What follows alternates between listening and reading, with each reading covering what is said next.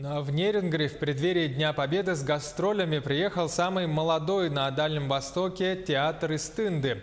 Труппа представила спектакль по пьесе Татьяны Макарской под названием «Огонек на ветру».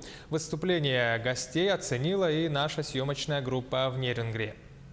В основе спектакля лежит сложная судьба женщин и детей во времена войны. Небольшой рассказ приводит в ужас. У одной из героинь на глазах разгромлен дом, в котором погибли все, а самое главное – погиб младенец. В годы войны мы не были никто, мы же молодое поколение все равно. И поэтому, чтобы вжиться в эти образы, мы стараемся настроить себя. У нас у всех есть дедушки, у нас есть у всех, мы связаны с войной. У меня мой дедушка служил и воевал.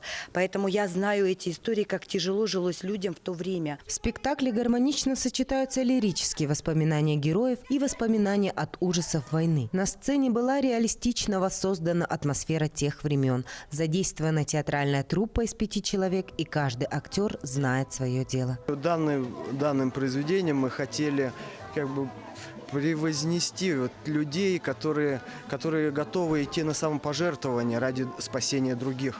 Музыкальным сопровождением в недолгих паузах, что возникает, звучит песня. Высокий женский голос пронзает до слез почти всех, внимательно следящих за происходящим на сцене. Я на самом деле поражена, в хорошем смысле этого слова. До глубины души тронул спектакль, и не только меня. Я очень рада. Спектакль понравился и детям, которых я с собой привела. Мы все были растроганы, действительно, до глубины души. Мы рыдали в зале. Было неимоверно тяжело и в то же время приятно переживать такие эмоции. Прям испытали настоящий катарсис.